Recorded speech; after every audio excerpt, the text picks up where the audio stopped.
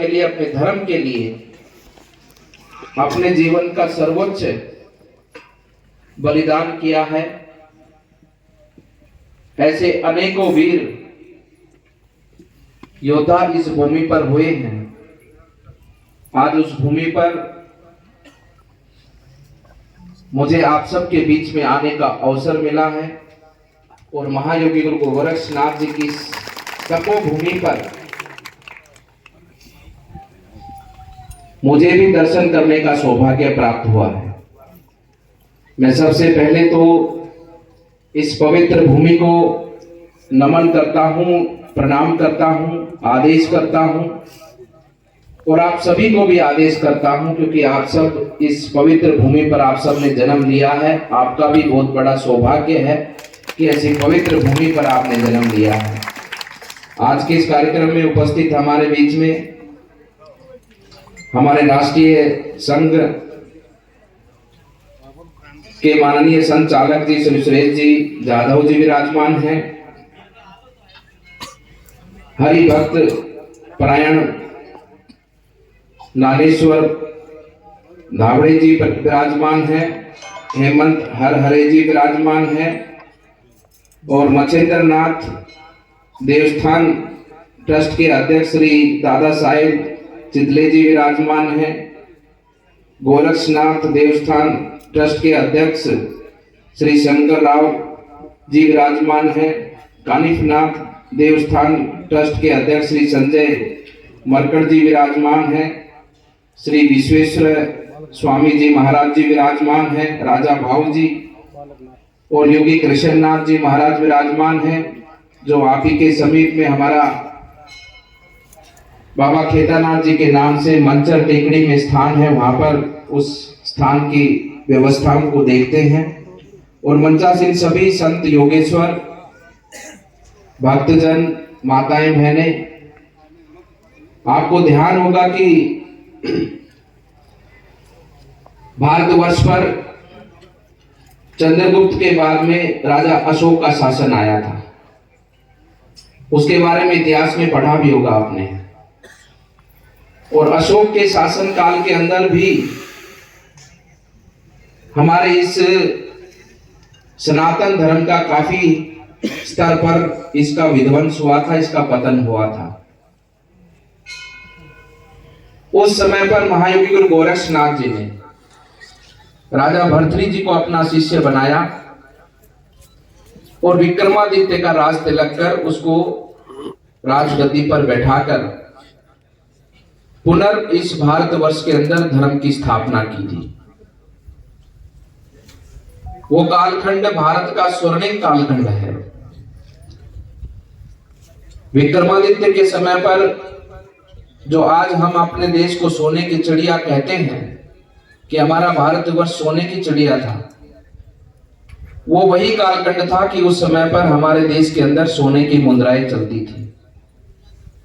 आज जो विक्रम संवत है, जिसके माध्यम से हम अपने प्रत्येक मांगलिक कार्यक्रम के तिथि का घोषणा करते हैं, वो विक्रम संवत भी उसी समय पर से प्रारंभ हुआ था।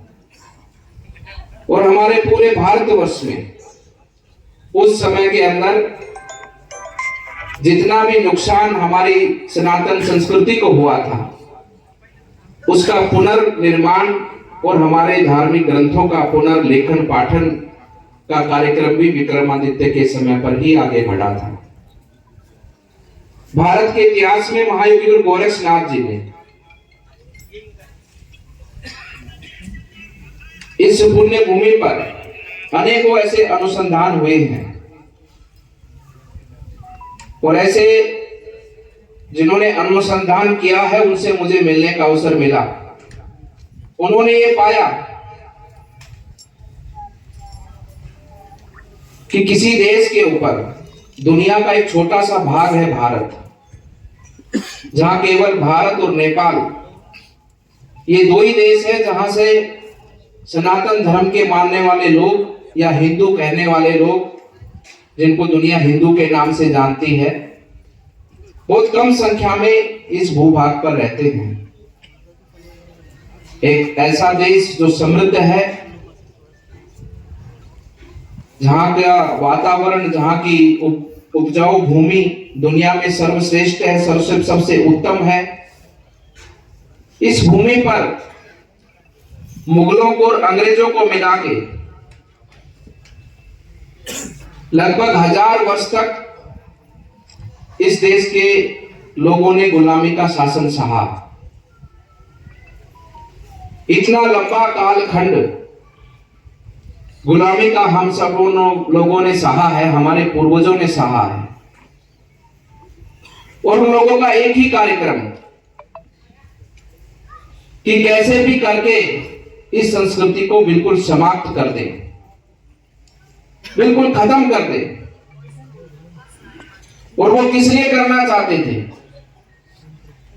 क्योंकि जब भी इतिहास में कोई सनातन धर्मी रहेगा, कोई हिंदू रहेगा इस देश के अंदर, इस भूमि के अंदर, इस पूरी दुनिया के अंदर, तो वो कभी भी प्रमाणित कर सकता है कि ये पूरी संसार की सभ्यताओं का जन्म देने वाला ये सनातन संस्कृति है। इसी से सब सभ्यताएं निकली हैं। हमारी संस्कृति से ही सभी धर्मों ने जन्म लिया है। इसी सनातन धर्म से जन्म लिया है। इसी के ज्ञान को अपना ज्ञान बताकर, इसी की वाणी को अपनी वाणी बताकर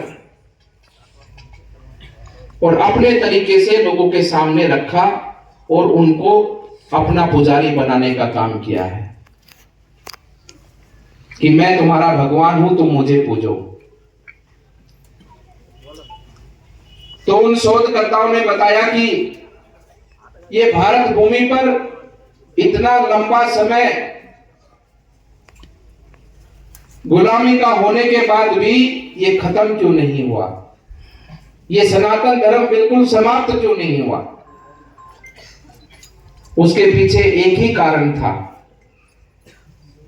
ये जो हमारे देवालय हैं, ये जो हमारे पवित्र स्थान है, ये जो हमारी संत परंपरा है और विशेष रूप से नाथ संप्रदाय की परंपरा, उन्होंने कहा मुझे विशेष रूप से नाथ संप्रदाय की परंपरा, जिन्होंने भारत के लोगों को सनातन धर्म में भक्तजनों को जोड़ कर रखा अपनी परंपराओं से, अपनी पूजा पाठ विधि से, अपने कर्म कांडों के माध्यम से सबको साथ जोड़ कर रखा।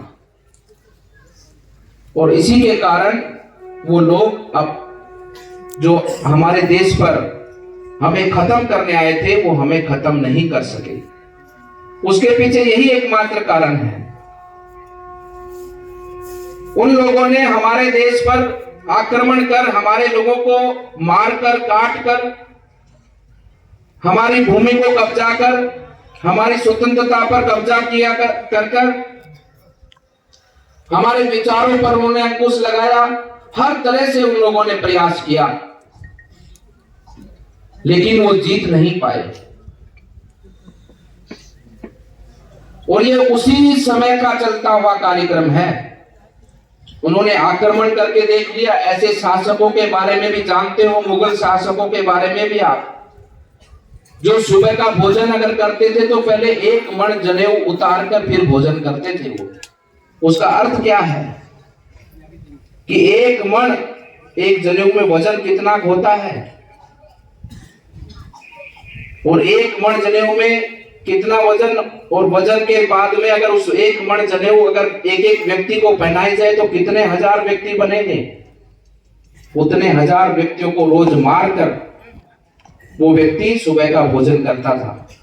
क्यों? इसीलिए कि कैसे भी करके ये सनातन हिंदू धर्म खत्म हो जाए। क्यों हमारे देवालयों पर, हमारे मंदिरों को तोड़कर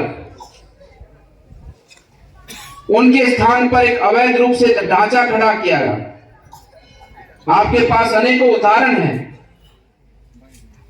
क्यों हमारे जो यहां पर अहिल्या नगर है, इसका नाम अहमद नगर रखा गया। हमारे इतिहास को खत्म करने का कार्यक्रम उनके माध्यम से आगे बढ़ाया गया। उसके पीछे यही कारण था कि आपको खत्म करना है, आपका इतिहास बिल्कुल समाप्त कर देना है। वो उसमें सफल नहीं हुए।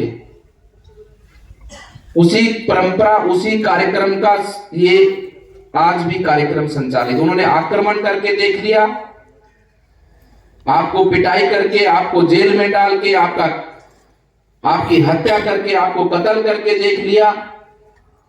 अब ये नई बुद्धि का निर्माण है कि इनका धर्म परिवर्तन करो।